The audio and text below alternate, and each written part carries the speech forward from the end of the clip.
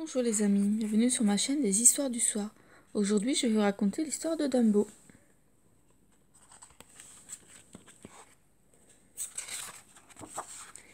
Lâché de baluchon. Les voilà, les cigognes arrivent. La traversée a été rude. Une terrible tempête les a secouées, ballottées. Mais elles ont bien tenu leur précieux paquet. Et tout à coup, le cirque est en vue. C'est le signal du lâcher de baluchon. Et voilà qu'une vingtaine de parachutes s'ouvrent en même temps dans le ciel et tombent doucement. D'un baluchon volant surgit soudain une petite tête perchée sur un long cou. « Maman !» s'écrie le bébé girafe. « Mon garçon !» Des paquets atterrissent dans toutes les familles. Hippopotame Junior fait un gros plouf dans l'eau. Les oursons sont contents d'avoir un nouveau frère. Mais c'est Dame Lionne la plus gâtée. 4 d'un coup. Pensez. Madame Jumbo l'éléphante n'a encore rien reçu. Elle regarde tristement vers le ciel. Un dernier bébé atterrit et c'est fini. Quelle injustice, soupire-t-elle. On m'avait pourtant annoncé un heureux événement. Dès le lendemain, la tournée reprend. La locomotive donne le ton en faisant retentir son joyeux sifflet. Tut tut. Le petit train va conduire le cirque à travers le pays, pour d'innombrables représentations. Mais pour Madame Jumbo, la saison sera bien triste. Soudain, un drôle de facteur vient se poser en catastrophe, sur le toit du petit train. On dirait la cigogne retardataire. La casquette réglementaire, le précieux baluchon, c'est bien elle. La tempête l'avait séparée des autres convoyeurs. Heureusement, elle a reconnu de loin la fumée et le gai sifflet de la locomotive. « Une livraison pour Madame Jumbo !» s'écrie l'animal. « Par ici, suivez la trompe !» Tous les éléphants s'attroupent autour du nouveau venu, mais le facteur garde son sac fermé et s'adresse à la maman. « Toutes mes félicitations, chère madame, mais avant la livraison, pour tout retardataire, remplir un formulaire. » Madame Jumbo pose une patte émue sur le reçu. « Oh, le joli éléphanteau, il est tout bleu !» s'exclament les commères. « Pas de réclamation ?» demande la cigogne. « C'est le modèle que vous vouliez ?»« Il est parfait » répond la maman. « Alors je rentre au rapport. » Déjà Madame Jumbo serre son petit contre elle, mais une curieuse le tire en arrière. Et boum, le voilà par terre. Incroyable! Dans sa chute, le petit animal a déployé 2 immenses oreilles. « Regardez les filles, dit la mégère, un éléphant à voile. Hi hi hi, quelles oreilles il a ce petit !» Madame Jumbo n'est pas contente. Elle pousse un terrible barrissement qui fait taire les chippies et emporte son petit. Maintenant, dans son compartiment personnel, elle le console, elle le cajole, bien à l'abri entre ses pattes. Elle le regarde tendrement et lui dit « Tu t'appelleras Dumbo. »« Oh oui, fait Dumbo. Son prénom lui plaît. Une parade qui pétarade.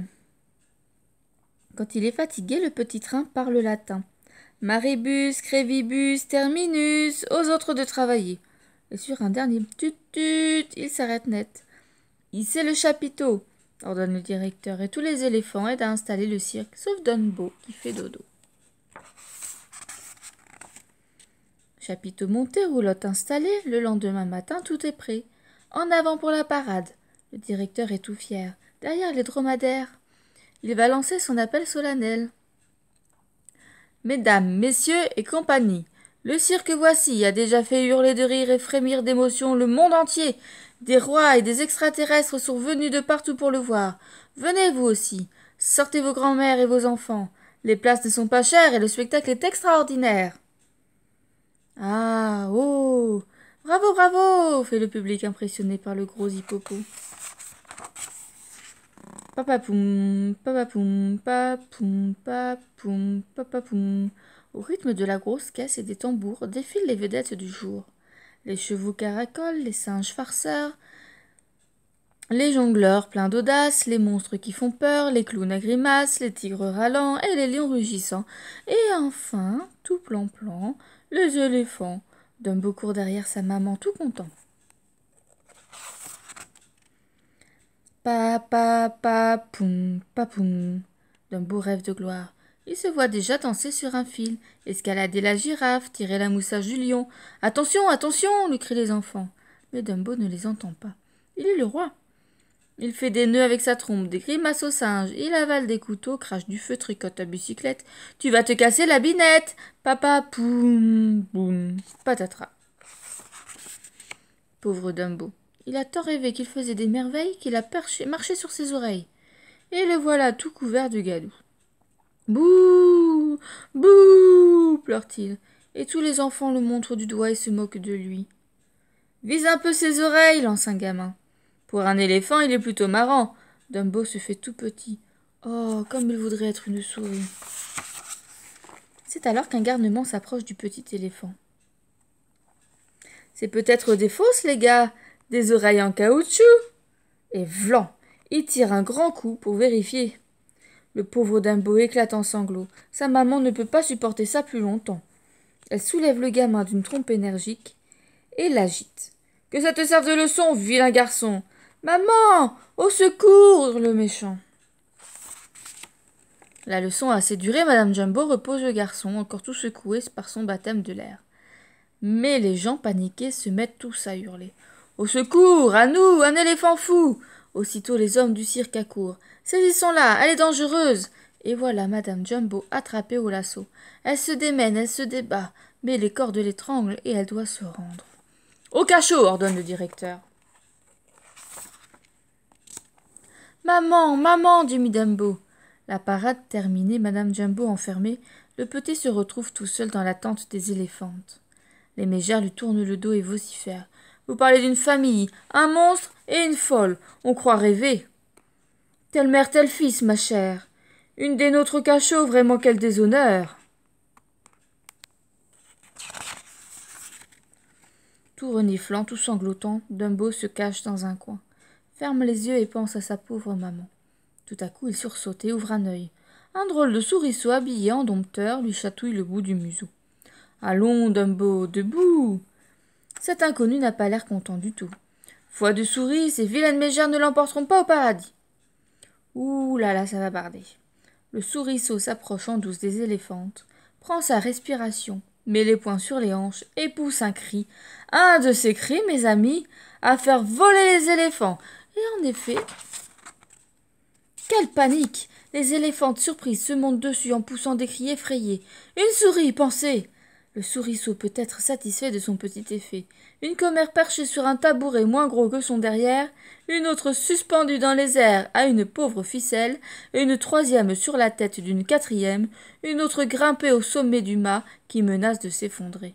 Elles sont si comiques que le souriceau ne peut garder son sérieux. « Allez, filez, sinon je vous dévore !» Et elle détale aussitôt terrorisée. Mission accomplie. Le souriceau s'incline devant Dumbo. « Je me présente, Timothée, petite souris, mais grand futé. C'est moi qui nettoie tout ici. Papier de bonbons, coquilles de cacahuètes, et même cacahuètes entières parfois. » Et il en offre une à Dumbo. « Si tu le veux, soyons amis, lui propose Timothée. Sûr que Dumbo veut un ami. Il prend la cacahuète et tend sa trompe pour dire merci. Aussitôt voilà Timothée perché. « Je sais qu'on a mis ta maman en prison. Et foi de souriceau, elle sortira bientôt. Je sais aussi que tu as honte de tes grandes oreilles. Eh bien moi, je dis qu'elles sont sensationnelles et qu'elles te rendront célèbre. Oui, Dumbo, célèbre. Tu as confiance en moi, n'est-ce pas? Oh oui, répond Dumbo. Alors, foi de souris, nous voilà bien partis. Des numéros qui tombent à l'eau. En pleine nuit, Timothée s'est glissé dans la chambre du directeur, et bientôt il va se glisser dans son rêve. Le souriceau s'approche de l'oreille du ronfleur, et de sa voix magique il chuchote. Un spectacle extraordinaire, un éléphant dans les airs, Dumbo. Le lendemain matin, le directeur se réveille avec une idée formidable, dont il est tout fier. Il veut monter un numéro et Dumbo en sera la vedette. Le soir même, les éléphantes entrent en scène. Quel numéro! Les spectateurs sont ébahis. Une éléphante sur un ballon et sur cette éléphante, à perte de vue, d'autres éléphantes. Et au sommet du chapiteau, tout en haut, un et tout petit, Dumbo. Le directeur fait frémir la salle. Tremblez, mesdames, messieurs, voici le moment sensationnel. Dumbo va s'élancer du tremplin et atterrir en un saut prodigieux au sommet de cette montagne pachydermique. Dumbo a un trac terrible. Heureusement, son manager Timothée est auprès de lui. Allez, Dumbo, courage. Taratata, ratata. Le tambour roule. Dumbo pense à sa maman. Et si j'y arrive, elle sera libre. Il n'hésite plus, il s'élance dans le vide. Mais au moment de tomber sur le tremplin, horreur, il s'empêtre dans ses oreilles et c'est la catastrophe. Dumbo roule comme une boule sur la piste et boum, il heurte le ballon qui supportait les éléphantes. C'est un jeu de quilles géant et ça crie et ça hurle. Les spectateurs horrifiés n'osent plus regarder et le courageux directeur s'enfuit.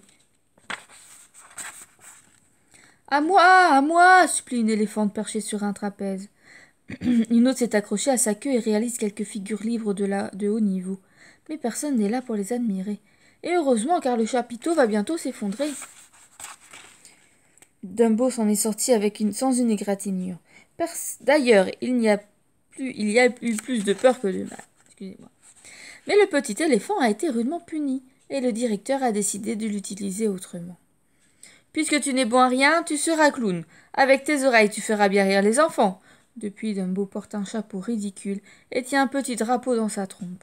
Il reçoit des tartes à la crème à longueur de spectacle. Et avec ça, il doit avoir l'air gai, ne jamais montrer qu'il est triste à mourir, de savoir sa maman en prison. Les clowns ont mis à point un nouveau numéro qu'ils trouvent très rigolo. Sur la piste, dans une fausse maison, on allume un faux incendie. Au dernier étage, dans un cercle de lumière, apparaît un gros poupon affolé. C'est Dumbo.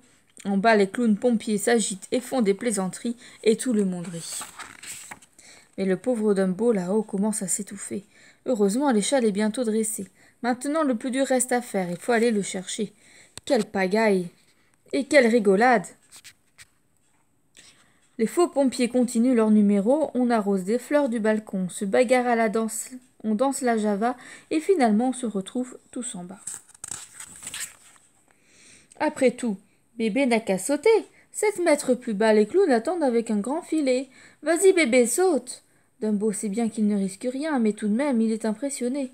Saute donc, tu n'as rien à craindre. Ce coup-là, pas de tremplin.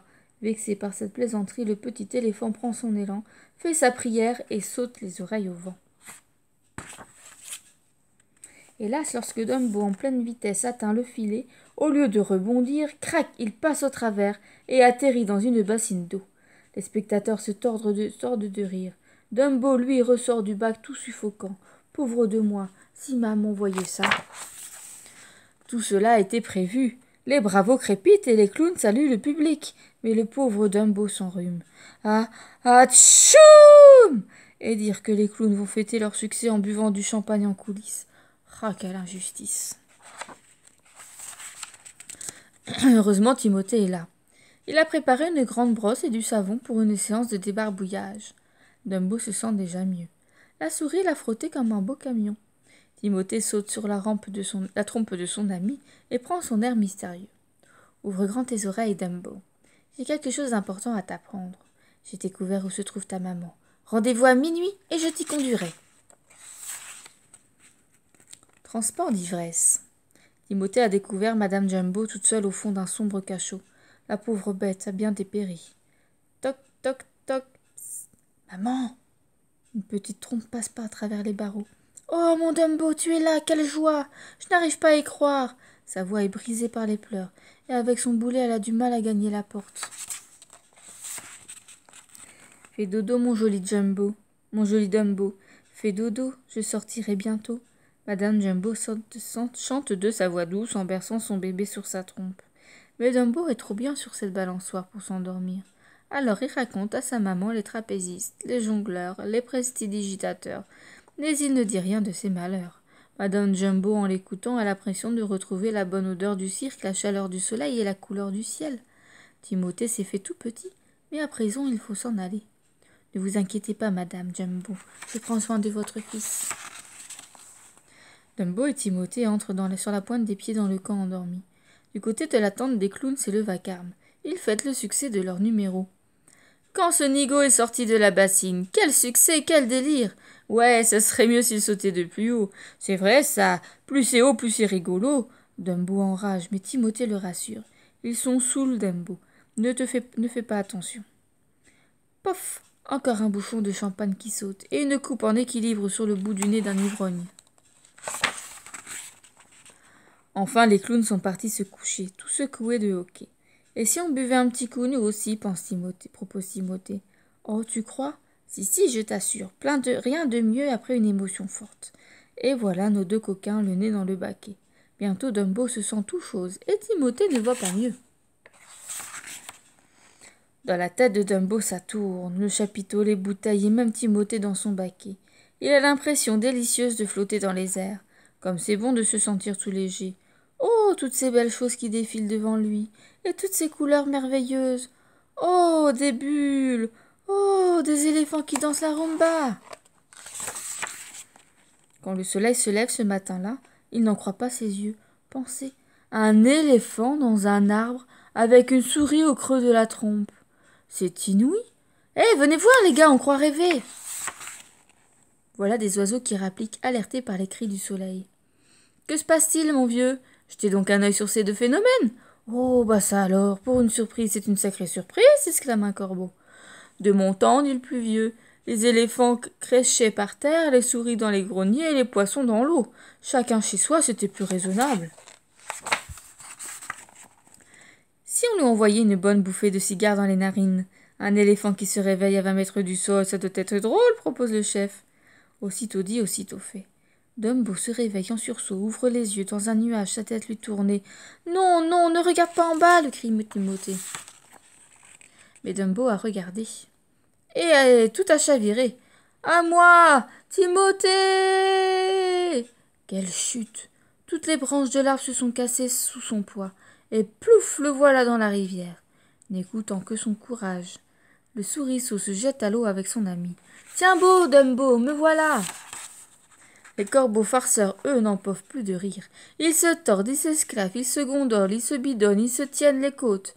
Ils ont la rate qui se dilate. Bref, ils sont contents de leur blague. Vous n'avez pas honte, hurle Timothée, vous moquez d'un pauvre éléphant sans défense, si vous saviez tout ce qu'il a enduré jusqu'à maintenant. Et il leur raconte, les sanglots dans la voix, la triste histoire de Dumbo. Les corbeaux l'écoutent, ils ont cessé de rire, et ils vont bientôt pleurer. Reste à savoir, s'interroge Timothée, comment on s'y est pris pour arriver là-haut. Je me rappelle avoir rêvé, déclare Dumbo, et dans mon rêve, je crois bien que je volais. Mais ce n'était qu'un rêve, soupire Timothée.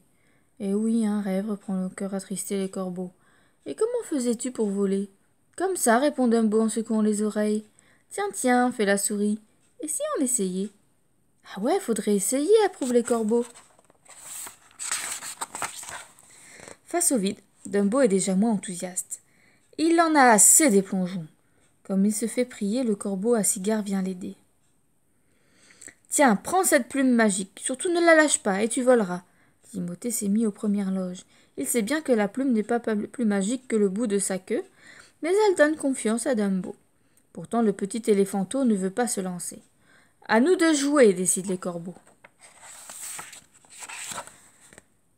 Et quick, 3 coups de bec bien envoyés, voilà Dumbo précipité dans les airs. Une seule solution désormais, battre des oreilles et s'accrocher de toutes ses forces à la plume magique. « Bravo Dumbo, tu voles !» applaudit Timothée perché sur son chapeau. Quel vol plané! L'éléphanteau émerveillé n'est plus du tout inquiet. La plume magique le protège. Même dans mon rêve, se dit Dumbo, ce n'était pas si beau. C'est vrai que tout est joli vu d'en haut. Les collines sont des pommes, les arbres des champignons, les rivières un serpent argenté, et le cirque avec son chapiteau un gros gâteau. Piqué, looping, redressement, ordonne le commandant. Hurrah! L'éléphant volant. Personne ne connaît le secret de Dumbo et Timothée. Ils sont rentrés discrètement comme si de rien n'était. Et le soir même, Dumbo doit refaire le numéro de l'incendie. Dumbo s'élance, accroché à sa plume et battant des oreilles. Au dernier moment, il va se redresser, s'envoler, et l'assistant sera bien étonné. Mais soudain, horreur, la plume lui échappe. Dumbo, affolé, se laisse tomber. Mais Timothée réagit à temps. « Ressaisis-toi, Dumbo, c'est toi qui es magique, pas la plume !» Alors à moins de 2 mètres du sol, alors que des faux pompiers s'enfuient déjà, sûr que Dumbo va s'écraser, il redresse sa tête, agite ses oreilles et remonte comme une flèche. Sous le chapiteau, le public pousse des « Ah !» et des « Oh !» Dumbo fait des loopings et des piquets stupéfiants, surtout pour un éléphant. Les clowns sont les plus épatés. Ça alors, il est surprenant ce bébé. Et les éléphantes sont scandalisées. Ah, vraiment, on aura tout vu avec ce Dumbo.